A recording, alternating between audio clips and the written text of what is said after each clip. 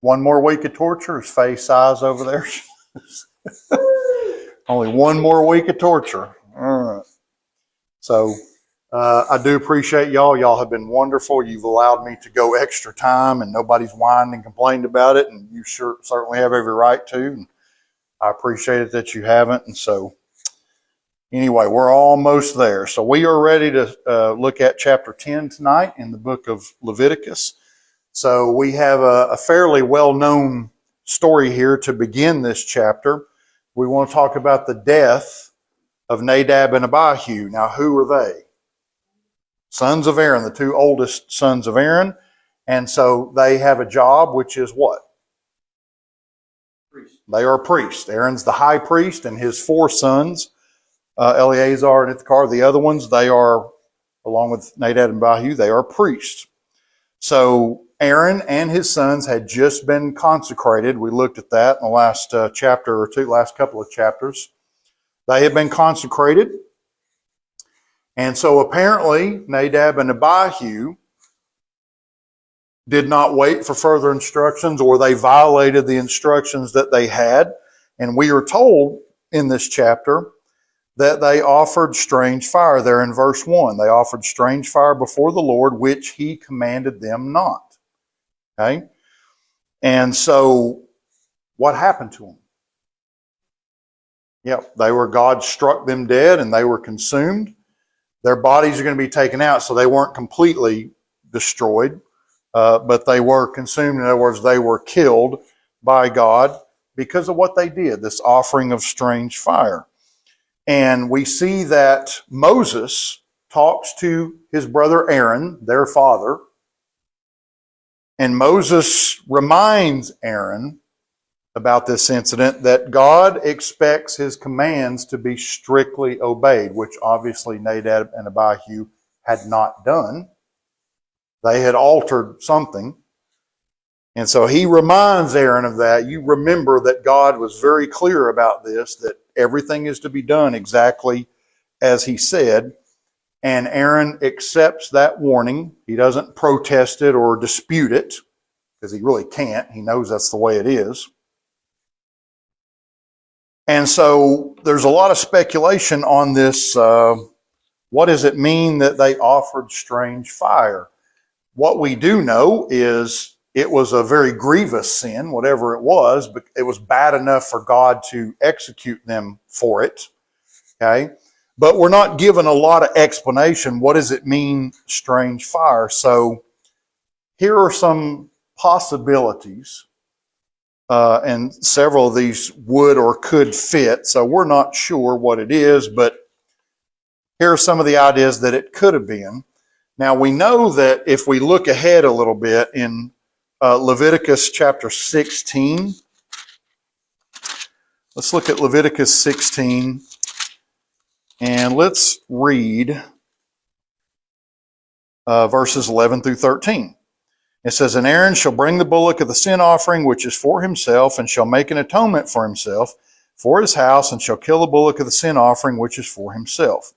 And he shall take a censer full of burning coals of fire from off the altar before the Lord, and his hands full of sweet incense beaten small, and bring it within the veil. And he shall put the incense upon the fire before the Lord, that the cloud of the incense may cover the mercy seat that is upon the testimony, that he die not." Okay, again, so God's very specific, telling Aaron, this is what you're to do. You violate this, you will die. And that's what Nadab and Abihu did. So we see there that the fire that was to be used for the incense had to be taken from a specific place. Okay? It had to be taken from the brazen altar. The altar where the animals were sacrificed. That's where they had to get the fire from for the fire of incense. So some have speculated maybe Nadab and Abihu didn't get fire off the brazen altar. Maybe they got it somewhere else. That could be a strange fire, meaning it's not the fire that God told them to use. Is that what they did? Again, we're not sure, but that's a possibility. That might have been something that they did. We just saw in Leviticus 16 that it was the high priest that was supposed to do this are Nadab and Abihu. Are they the high priest?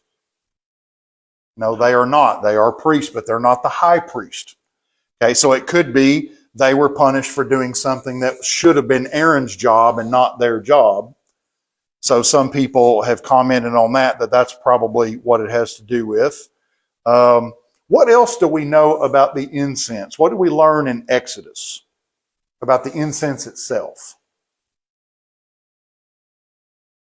Could you use just any old incense?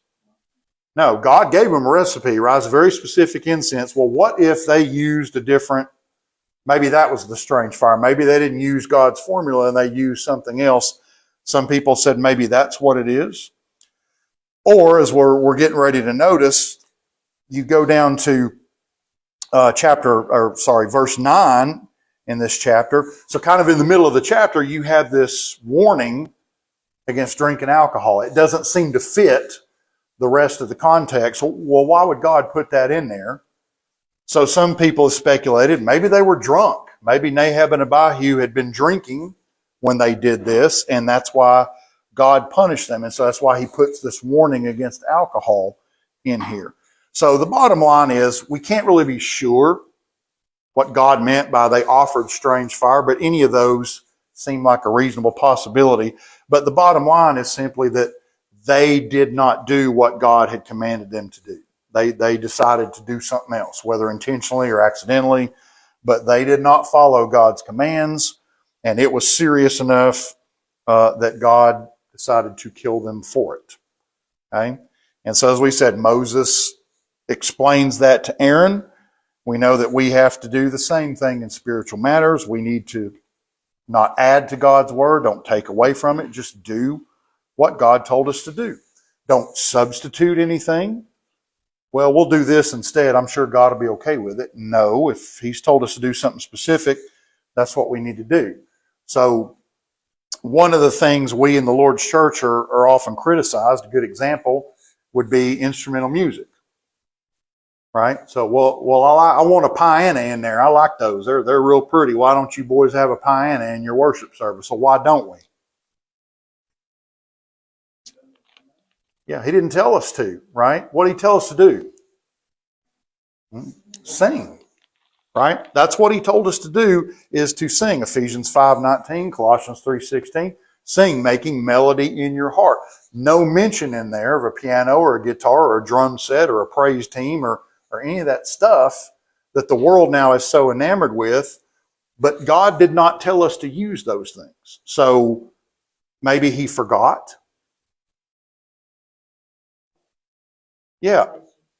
If God had wanted an instrument, he would have said, because one of the things we've pointed out in Exodus and Leviticus, God is very exact, right? And so God told Moses, I want this, and I want this, and I want this. And he doesn't have to say every single thing that he doesn't want. He says, this is what I want. So what do we need to do? Just what he told us that he wanted. He wants us to sing, we need to sing. We don't need to add anything artificial. And when you really think about it, all these instruments created by men, what about our voices? God created those, right? That's what he wants to hear. What he created, not what man has created, artificial noisemakers. He wants to hear our voices. And it doesn't matter. God didn't say sing well, he said sing. That's helpful for me because I can't sing a lick, right? But he doesn't care. I know it sounds good to him. If you all hear me singing, it's like a cat in a rocking chair. You don't want to hear it, but it's a sweet sound to him. And so just do what God said. Nothing else is acceptable. And so they had done something that God didn't ask for. God did tell them they got to use fire, but again, they didn't do it in the way that God said. So Moses gets Aaron's cousins in this chapter to take the bodies outside of camp for burial. That's why we know that they weren't totally disintegrated. There was something left of them, so they took them out for burial. Now, something else that might seem probably cruel to a lot of people, and that is Moses forbade Aaron and Eleazar and Ithamar, the other two sons, Moses said, you cannot mourn their death. Now, you can't really control what they're feeling inside, but any public display of mourning their death, they were forbidden. You cannot show any grief to any of the other people. Okay? Now, to us, that might, man, that's kind of harsh, but why would he do that? Well, if they showed grief about this, it might be some kind of indication that they disagreed with God's decision. Right? And so it's like, you have to support what God did. These two boys committed a grievous sin, and God punished them accordingly. We have to support what God did. We can't support him when it happens to somebody else's family, but then, I don't like it when it happens to mine. Well, we don't have the luxury of doing that. So he forbids them. He did tell the rest of the Israelites they could grieve for him. They were allowed to do it, but not the immediate family. Okay? So they were allowed to mourn after them like you and I would mourn after a lost sinner. All right, then verses 8 through 11, this is what we were talking about. Then God inserts here a warning about drinking alcohol.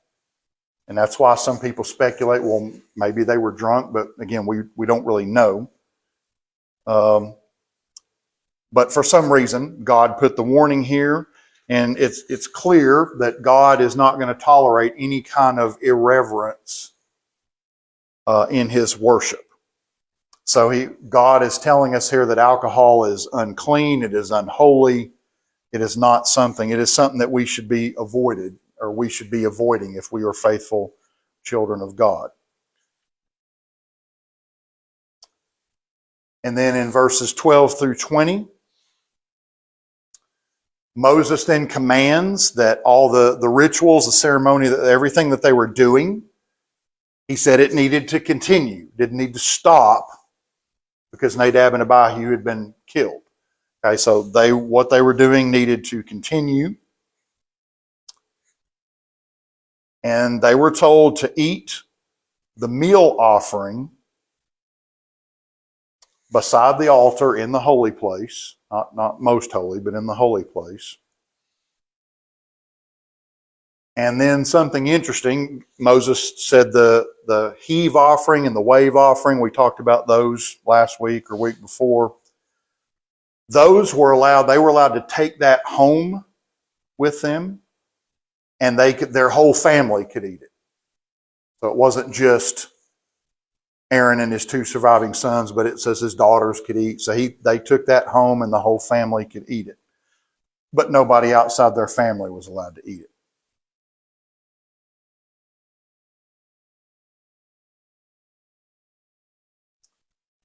Okay, then right at the end of the chapter, we see something else kind of interesting. Moses, he starts looking around for the part of the sin offering that was supposed to be eaten by the priests.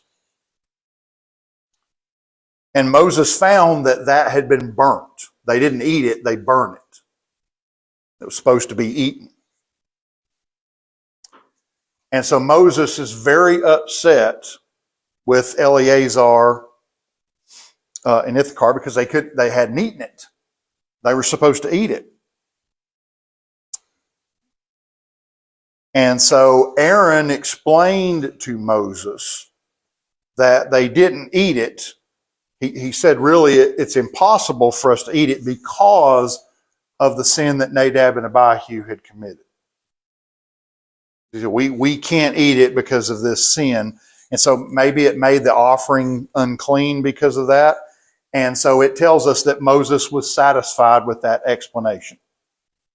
That and there's no evidence that God condemned him for it. So apparently that was a valid reason for not eating it. And they just went ahead and burned it.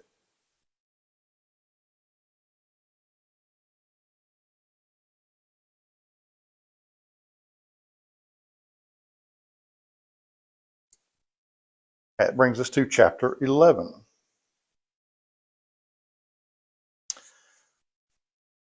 So that really concludes, we said you could basically divide the book into three main sections. So that's the end, the first 10 chapters, that's the first major section. So this next major section, basically chapters 11 through 22, so the bulk of the book, this deals with the requirements for worship. Okay, now they've built the tabernacle, the priests have been consecrated, and so they can begin worshiping there. And so this can be further kind of subdivided. I put this up here for you.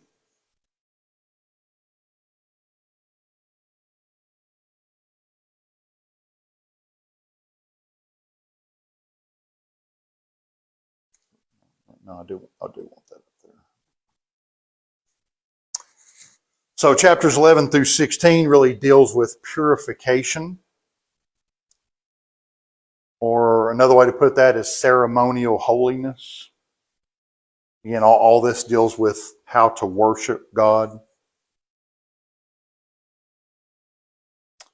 And then you've got chapter 17 through 22 deals with separation or moral holiness.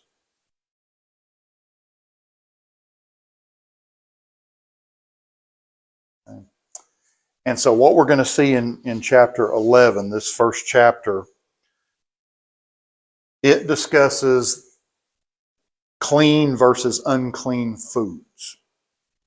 Once again, a lot of details, and we're going to skip most all the details, but just knowing again that, yep. That's all right. That's the wrong way. There we go. So 11 is going to look at the difference between clean and unclean foods. Now, who gets to decide that? God, of course.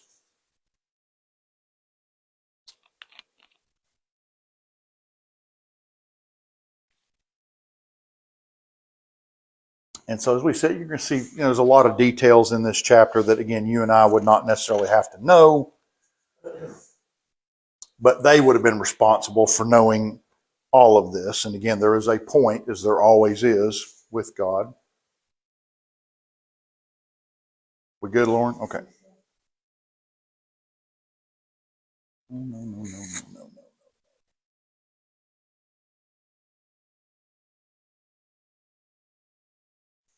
Okay.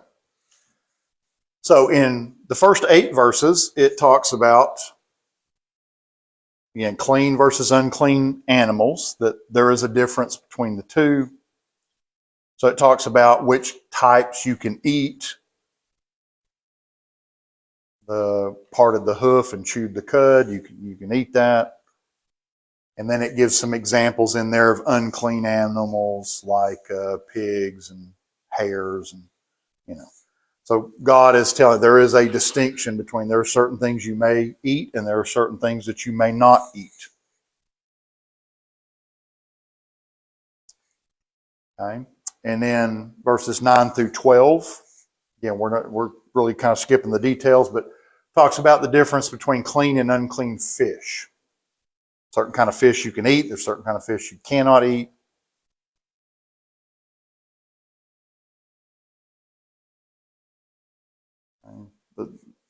The basic thing was, if it has fins and scales, you can eat it. If it doesn't, you can't eat it. But anyway, he kind of details the difference between the two. Do what, BJ? No catfish. Then verses 13 through 19, this gives the list of unclean birds. Okay? There were birds that you could eat, and there were birds that you were not supposed to. And most all the ones that were unclean, what type of birds do you think those would be? What do they do? Yeah, scavengers, right? Yeah, vultures, those kind of things. Yeah, can't eat those. They're scavengers. They're nasty.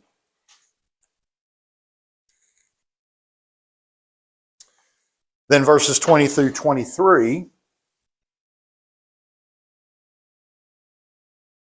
this talks about unclean flying insects.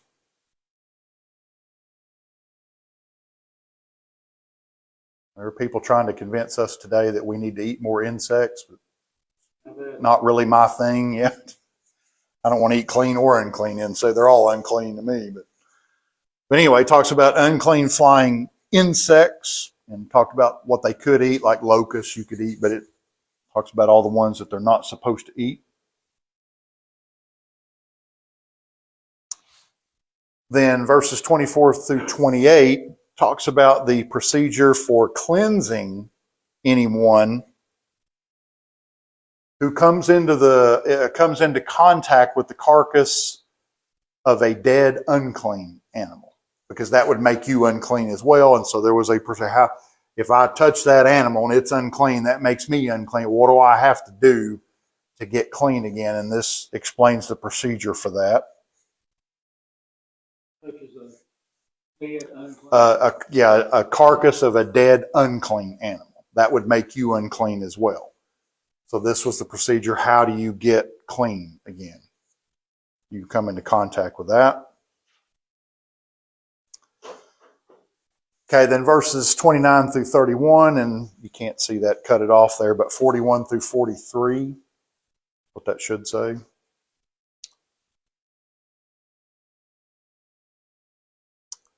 This talks about animals that crawl on their bellies, like snakes. It says they are unclean, and anyone that touches them is unclean. Well, no problem there.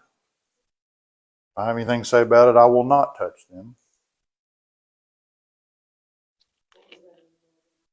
That crawl on their bellies. They are all unclean.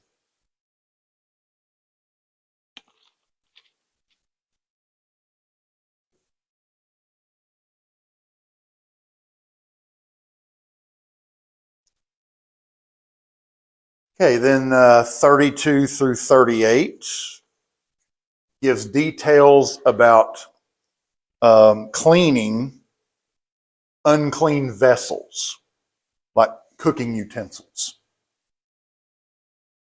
Right? And so they would become unclean as well if they touch something unclean, an unclean animal or whatever. Like if you had a mouse is unclean. If a mouse ran through your pots and pans, well, then you'd have to. Doesn't sound too good, does it, Faye? You'd have to clean those, which we would today, right? If you saw a mouse run across your cooking utensils, we'd be scrubbing them, and but that's what this talks about. You got to clean those, because you can't just wash it quickly and then cook something else in it. You had to go through a procedure where God showed them how to clean it. And so God told them how to clean it, and if it was uncleanable, then how they were to be destroyed or disposed of.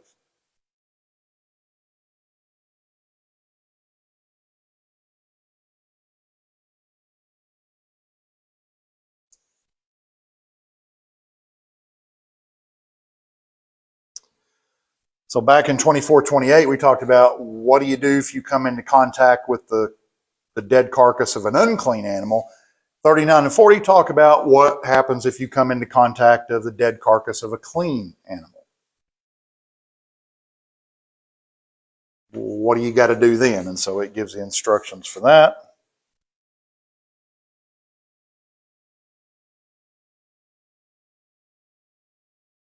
Again, just a tremendous amount of detail in this chapter, like we've seen with a lot of these chapters. And so God closes out this chapter by declaring that all of these are laws of holiness,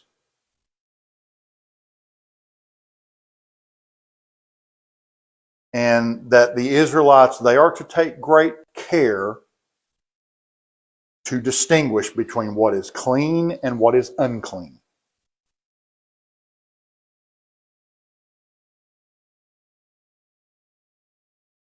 Okay? Take great care, and you got to distinguish between the clean and unclean. And so the purpose, in all probability, again, it's one thing is this is going to separate the Israelites from all the other nations. A lot of them are probably going to think all this stuff is silly. Right? But Israel was supposed to be holy. They were supposed to be the clean nation as opposed to all the unclean nations.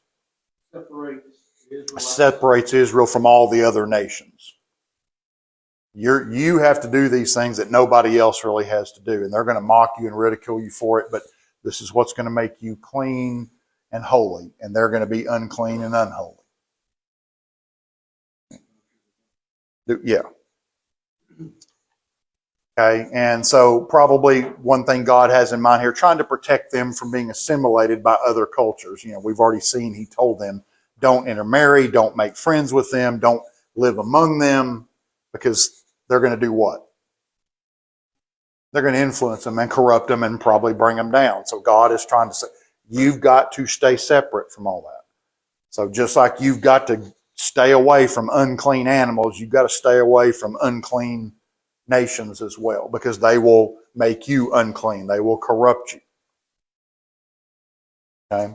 And these laws, of course, would also emphasize for them, and really for us too, that when we deal with God, when we come to worship and we deal with God, what do we need to be?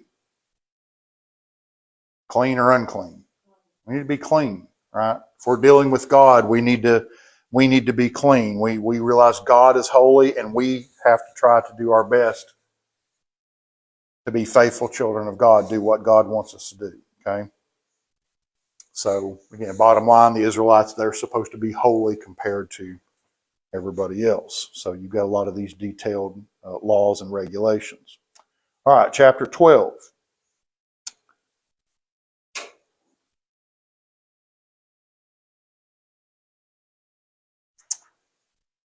Chapter 12 deals is got a single topic here, just deals with women purification after childbirth. So women were considered unclean after they had given birth.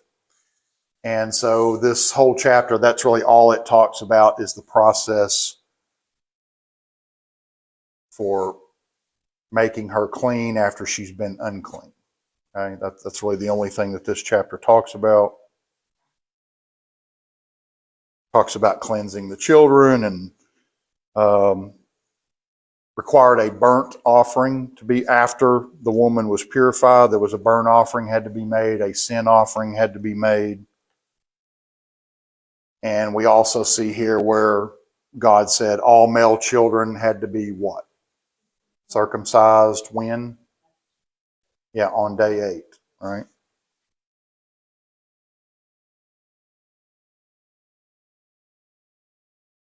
And modern science has determined, and now of course I'm drawing a blank, but there's a chemical, yeah, that too, but there's a name for it, but that's what it is. But on day 8 of your life, you will never have better blood clotting ability than you do on that day. We figured that out. Like, well, God knew that all along. So that's why He told us to do that, right? So there's a reason for everything God does. Thrombolin, I think it's called, but yeah, it's vitamin K, basically. All right, so chapter 13.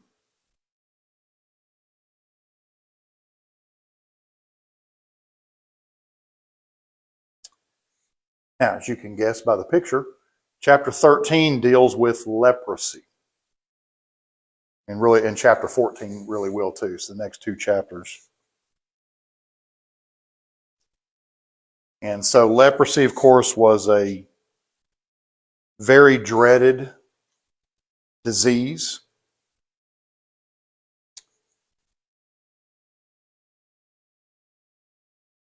It still does, if anybody gets it, causes a lot of skin and nerve damage. You see some of the effects here. I didn't want to gross people out too bad. There are far worse pictures than that one. But it's a horrible disease for anybody to get. And so body, extremities, fingers, toes, things like you see can become very deformed by this. They can't even fall off. They can just rot and fall off. Leprosy can kill people. Death can occur from it.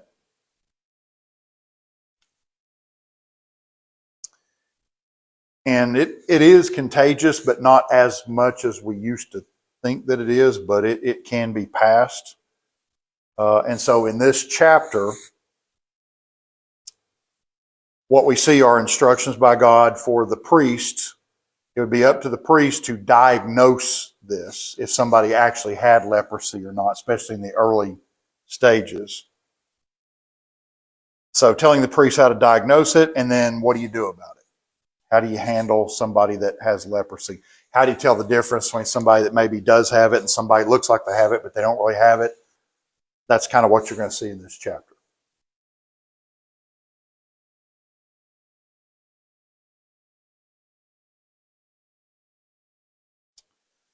Okay, so verses 1 through 8 talk about if they have a rising scab or a white spot. That may or may not be leprosy. It is one of the signs of it, but it doesn't have to be leprosy. And so this talks about the priest is told, how do you tell the difference? When do you pronounce a person clean or unclean? Because obviously if they had leprosy, they're going to be unclean. So these verses discuss that. How do you figure out which is which? And then you have to make that determination, and you have to announce whether a person is clean or unclean. Okay, then verses 9 through 17 talk about when it's definitely leprosy, when there's no doubt about it.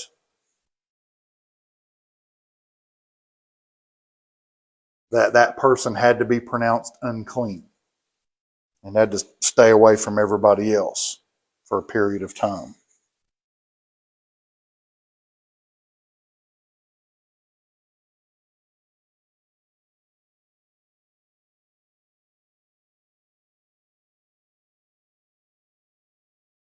You look at some of the pictures you can see on this, I mean, it's heart-wrenching. It's just, some of these people have it so bad.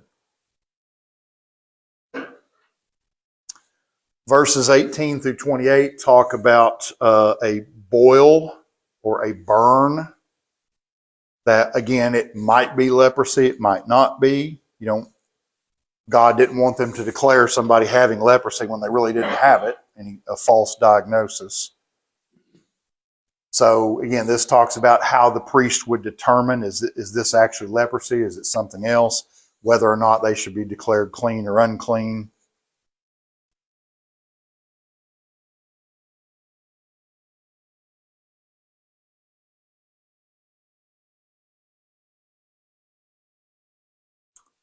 So verses 29 through 37 talk about leprosy in their hair or in their beard.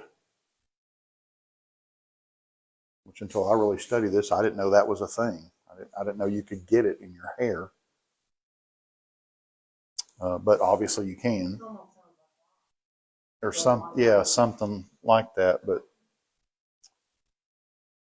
anyway, so again, the priest would have to examine this person and maybe have their head shaved, and again declare whether they're clean or unclean. So that it talks about how to determine that, and that it was the priest's responsibility to figure that out. Now, I would guess after a while they would get some expertise in this after you've examined quite a few of them, like a doctor would recognize it. Yeah. Every once in a while, all right.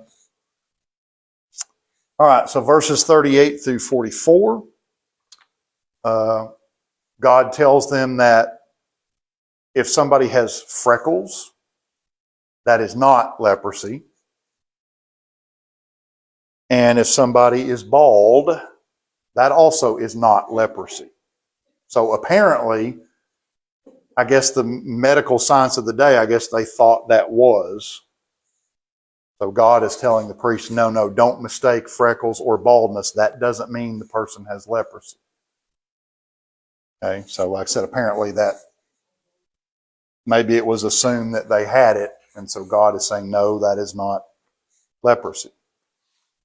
Then verses 45 and 46 talks about the treatment for a leper. What are you going to do with that person? Once you declare he's a leper, he's unclean, okay, now what? And so the leper was instructed he's got to tear his clothes. He's got to keep his head bare. Again, I guess it could get in the hair. And he had to cover his upper lip with something.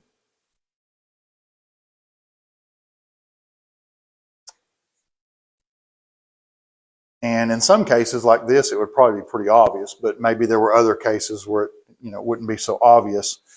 And so that person was, if the priest had declared you are unclean, you've got leprosy, they had to announce that whenever they walked around. If anybody got anywhere near them, they had to shout out, unclean, unclean, so people would know they could avoid them. Because again, if you touch them, then you're going to be unclean. So you didn't want to touch anybody that had leprosy. So if he passed anybody, you had to shout that out. And they were told, you've got to move outside the camp and you got to live by yourself.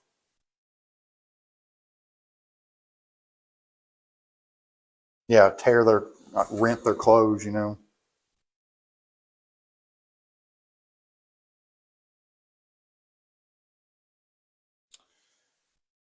Okay, and then the last few verses, 47 through 59, talk about, what do you do with those clothes? They take them off, they rip them, So this was the procedure for any garments that were worn by a leper. So the garment might be washed, or it might be burned, or maybe part of it would be burned, whatever they determined had been contaminated. But you didn't necessarily have to burn all of it. It just depended on each individual situation. Again, the priest would have to make that determination.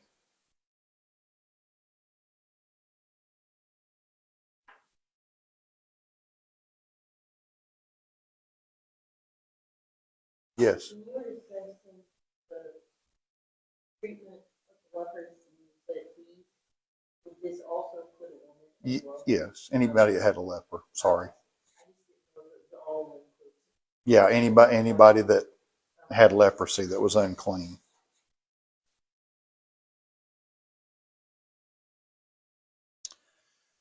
All right, then chapter 14, as we said, continues to discuss this idea of leprosy.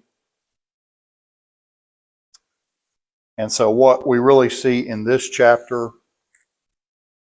is somebody's got leprosy, they're unclean. We saw that in the last chapter. This talks about the purification of the leper. Well, how do we get this person back? Okay. And so what we see in verses 1 through 9 is restoration of fellowship in the community. We said they've been outside the camp, living alone. How do we bring them back in? And so there was a ritual that had to be followed.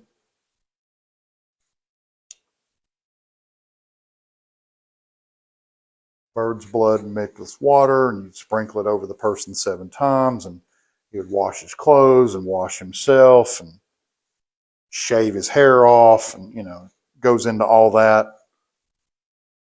Wait outside his tent for 7 days, and then at that point you'd be restored to fellowship with the community. Then the next section, 10 through 20, how are you restored to fellowship with God?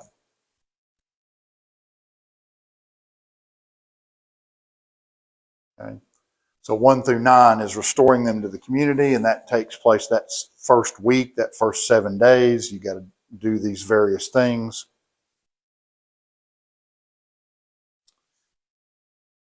Okay, then beginning in verse 10, again, it's talking about restoring your fellowship with God. So on that 7th day, the leper would shave their whole body.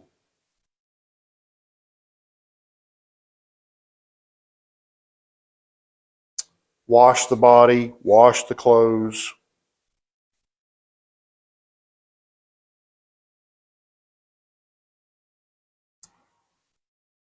So that'd be on day 7. Then on day 8, the leper would go to the priest, and he would take 2 lambs and some flour and some oil. We talked about, remember, there was all these different kinds of offerings. So you had to make a trespass offering, you had to make a meal offering, sin offering, and a burnt offering. So you had to do all those. So Say those again. Yeah, it had to do a burnt offering and a sin offering, meal offering, and trespass offering. Once all that was done, then they were considered to be clean again.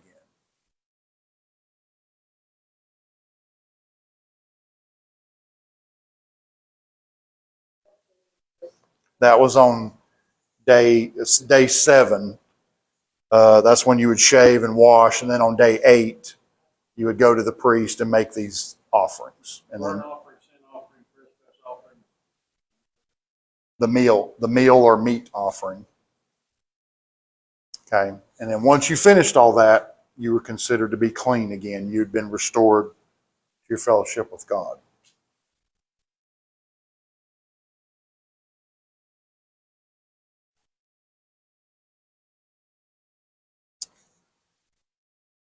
And then verses 21 through 32, this is provisions for the poor.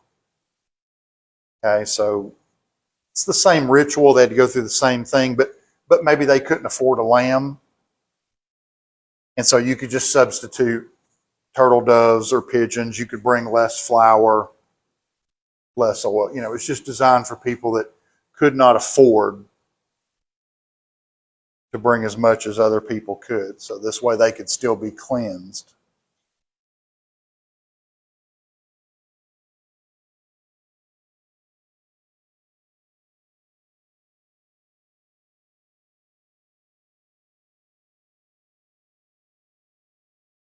And then the end of the chapter talks about leprosy of houses. So like the houses that the lepers lived in.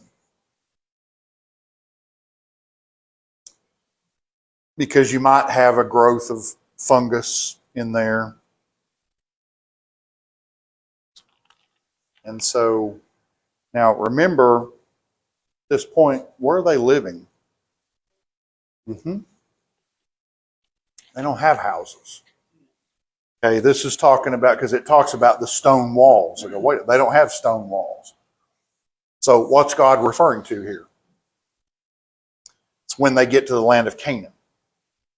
So he's saying at that point, you're going to have permanent dwellings. You don't yet, but you will then.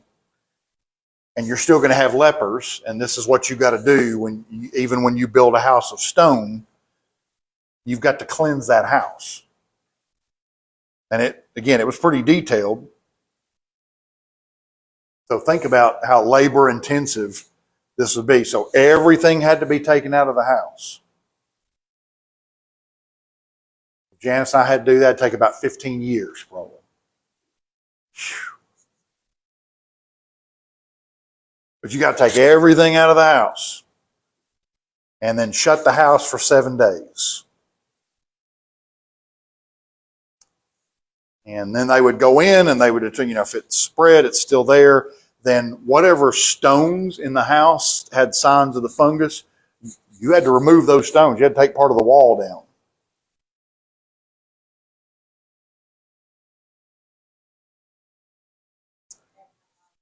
Yeah, yeah. A lot of Lysol. Yeah, so you would take those stones out, and then the house would be thoroughly cleaned, and new stones would be put in. To whatever stones you had taken out, you put new clean stones in. But what if after doing all that, the fungus still came back? Well, at that point, you completely dismantle the house and you dispose of the whole thing in an unclean place.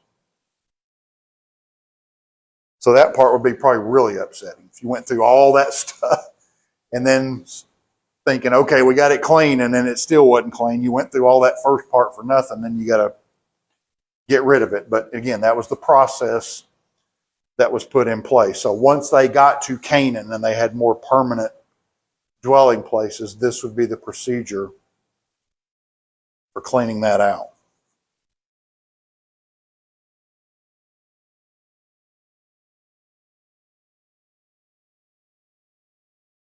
Okay, chapter 15.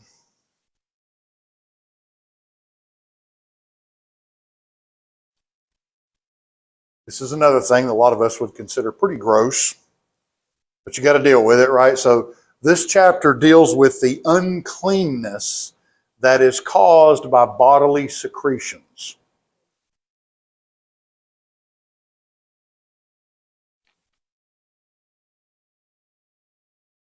So try not to gross you out too much, but I mean, these are things that were discussed. So it talks about what you call a running issue, like if you had an infection and it was leaking fluid, something like that. A discharge of the seed of copulation.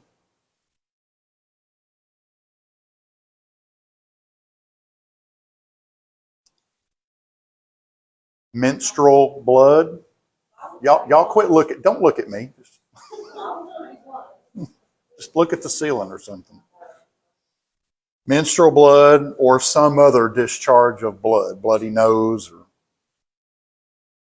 So you see in this chapter the procedure for cleaning, getting that person, because all those things would make you unclean. So you have the procedure for making them clean. If they came in contact with anybody while they were having a discharge or whatever, that would make that person unclean, and so they would have to be cleansed as well. And anything you touched, so the clothes you're wearing, the furniture, anything you came into contact with would also be considered unclean, and that would have to be cleaned.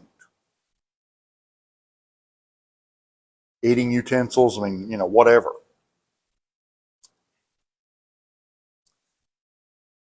Okay, and then they would have to go to after everything was clean, they'd have to go to the priest and make a sin offering and a burnt offering.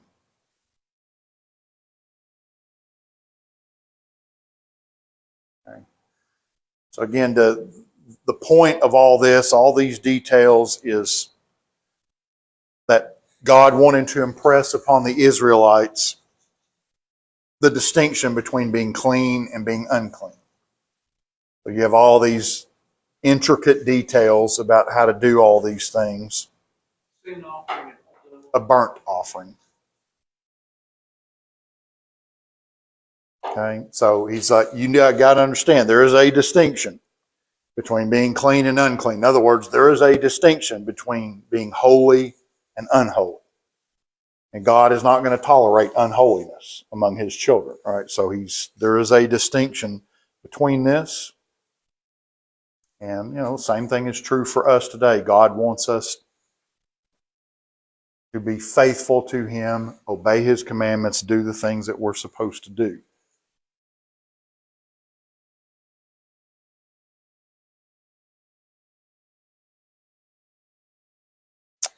All right, chapter 16.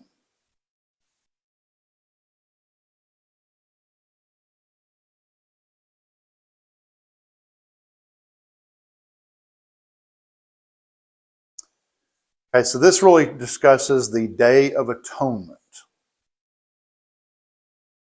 Okay, because they're making regular animal sacrifices, regular offerings. But were those offerings enough to remove their sins? Not really. For a short time, temporarily, but not really. And so one day a year, known as the Day of Atonement,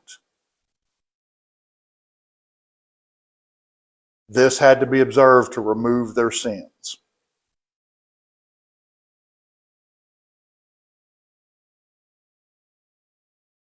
And so Aaron was told, this is the one day you can enter the most holy place on this Day of Atonement.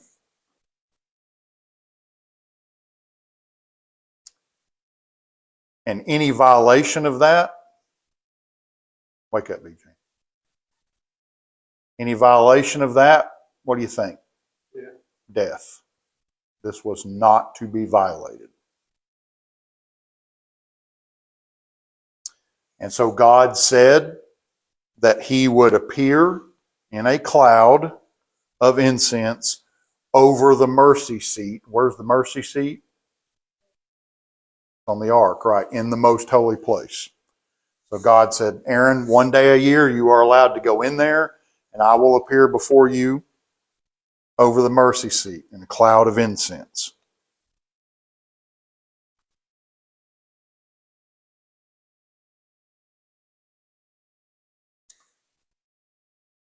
So then we're going to see the details about how this was to go. And so you can probably guess what's the first thing Aaron's got to do? Cleanse himself, right? Before he can offer anything for the rest of the Israelites, he's a flawed human being too. He's got to cleanse himself. Okay, so Aaron had to bring in a bullock or a steer for a sin offering for himself. That's the first thing he had to do. So that was for a sin offering, and then he had to bring in a ram also for a burnt offering.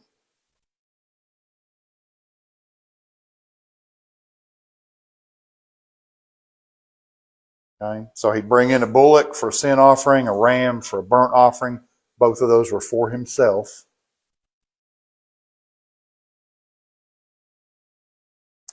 And then also for his house, his family, and then for the congregation as a whole. So it had to go in that order.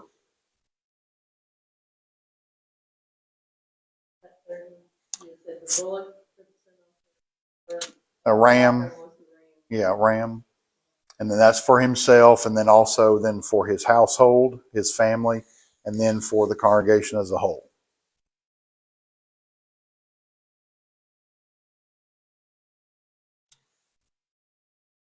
And interesting, when he did this, he had to take off the garments of the high priest, and he was told to wear white linen garments. Now, why do you think that would be? Well, I mean, why take off the high priest? He is the high priest. Why take off the holy garments? Because he's unclean, right? So you got to make all that atonement first, and then you're prepared to serve God, right? So he's got to do that. So take off the garments of the high priest, and you're just going to put on these white linen garments. Okay, and so he would do all that first, and then for the congregation, they would bring in animals. He had to do a ram for a burnt offering for the congregation, and then 2 goats for a sin offering. This is for the congregation as a whole.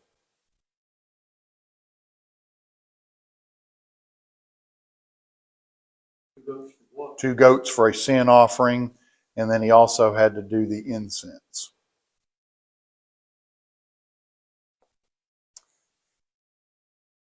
Now, something interesting about the goats, okay? So you got 2 goats, but only one of them is going to be sacrificed.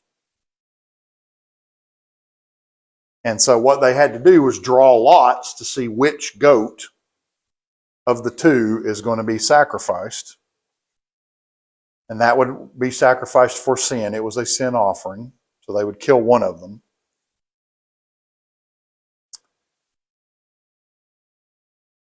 And then the other one, they would take it out of the camp and release it into the wilderness. They didn't kill that one. Okay. Exactly. Right. Don't steal my thunder, Kathy. I am, yeah, but that's okay. That is the scapegoat, yes. That's where we get that term from. So what that goat symbolized or represented was the removal of sins from the people. So they removed the goat from the camp, turned him loose in the wilderness. That was symbolic of removing the sins from the people.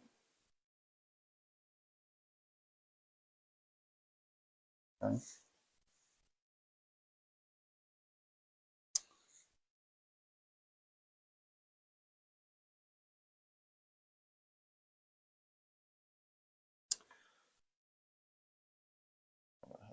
Up there.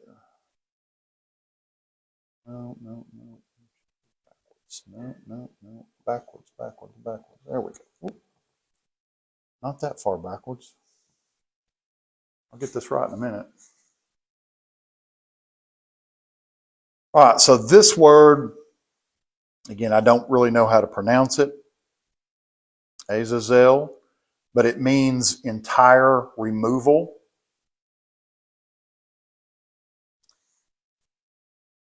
But translated by, it means scapegoat. This is the scapegoat.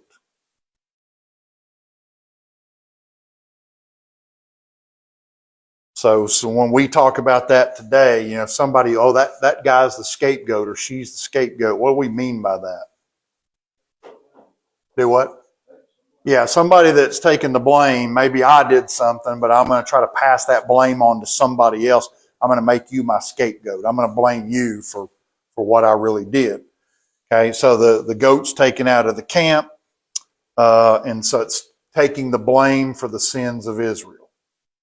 So that's where that term comes from, a scapegoat.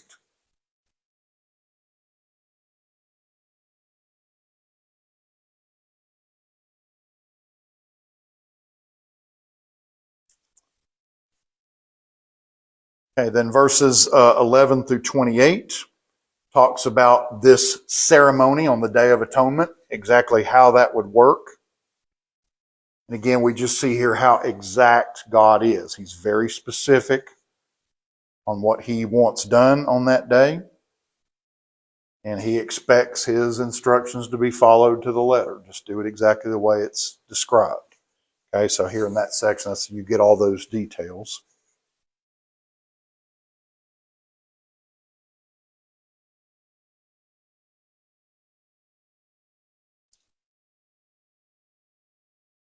Okay, so when is this supposed to take place? Well, verses 29 through 34, God gives them instructions. Again, this is an annual occurrence, one day out of the year. It is to be done on the 10th day. Put it up there? Yeah, I did. The 10th day of the 7th month, which is this, Tishri. That's the 7th month. It's on the 10th day of the 7th month of the Jewish calendar. So for us, that would be late September, early October every year. Okay? And so today, this is what the Jews refer to as Yom Kippur, what they call it. So you guys probably heard of Yom Kippur. Most people have at least heard of that. Well, that's the Day of Atonement.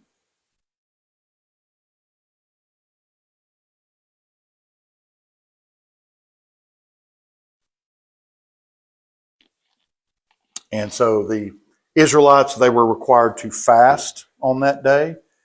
And do you think they were allowed to work?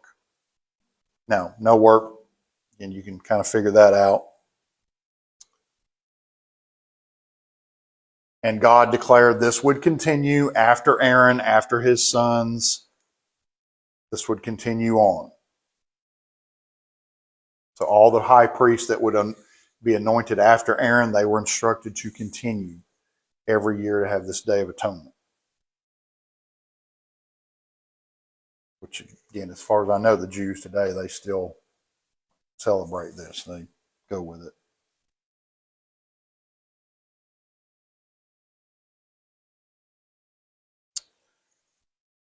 All right, so we want to point out here we have a couple of types and antitypes. We've been looking at those over the last couple of weeks. So first of all, the high priest and Christ. The high priest, of course, is the type. Christ is the antitype. So we have a lot of comparisons between Aaron and Christ, or the high priest, even the ones that came after Aaron. So we know that Aaron was, who decided that Aaron was going to be the first high priest? God did. So Aaron was called by God to do this. And we see in Hebrews 5:5 that Christ was called by God the Father to be our high priest.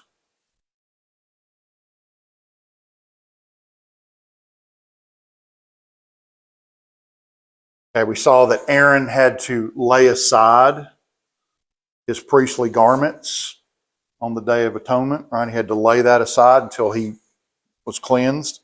What about Jesus? What did he have to lay aside? Where did he come from? Heaven. He had to lay that aside. He had to come to earth in the form of a man, leave the presence of God the Father, and come down here. So he had to lay that aside.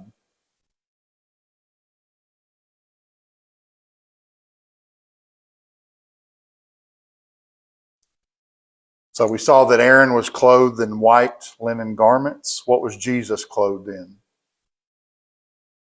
Again, not literally, but he's clothed in, what does white represent?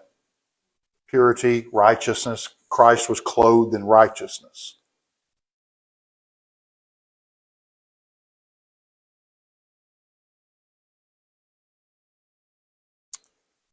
And of course, Aaron, he entered the most holy place, as we said, was representative of heaven to atone for the sins. Jesus sacrificed for our sins in order that we can enter heaven.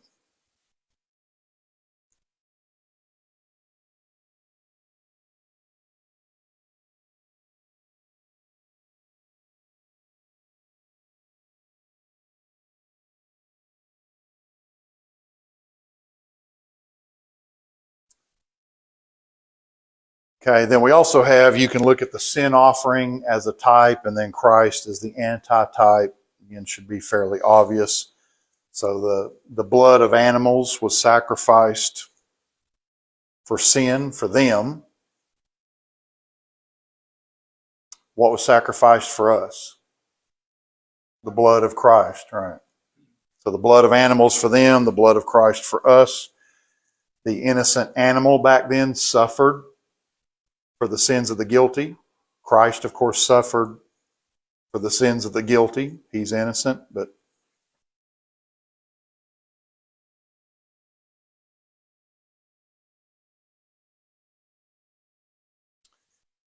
and then we noted earlier the sin offerings, they would be taken and burnt.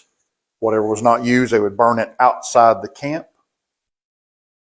Where was Jesus crucified? Outside Jerusalem. Okay, Hebrews 13, 11, and 12 tells us he was outside. Jerusalem was a walled city. He's outside near the gate.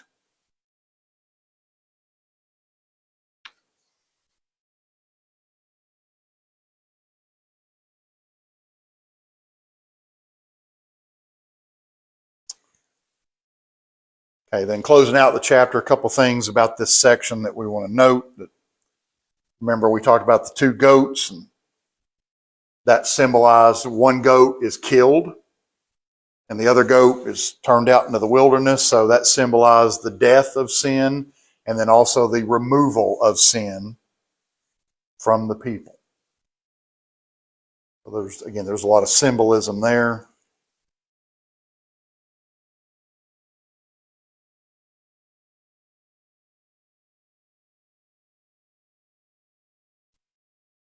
Now we want to note a couple of differences. We know that the Old Testament, of course, foreshadowed the death of Christ. That's what types and antitypes deal with, is this foreshadowing. And so we looked at how the high priest is similar to Jesus, but there are also some differences that we want to point out. And so for one thing, Aaron, as the high priest, and all the high priests after him, had to offer sacrifices for his own sin. But what about Christ? He had no sins. He didn't have to offer any sacrifices for his sin. Right? Because he had none.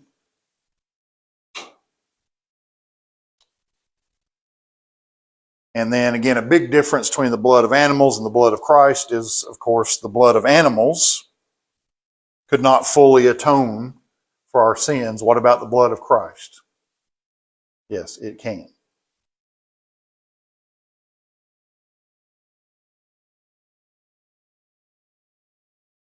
The blood of animals could not atone for sin, but the blood of Christ does. There's a difference with that. Similarities, but also differences. And then a big one about the frequency. We're all happy about this one. The animal sacrifices, they were offered daily. What about Christ? One time for all. One time for all.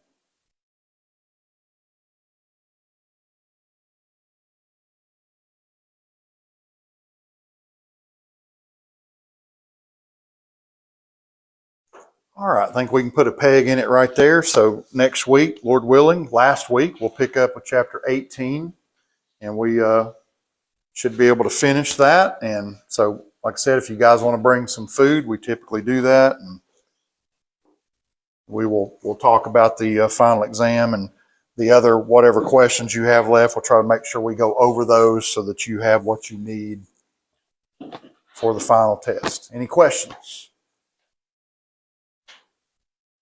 All right.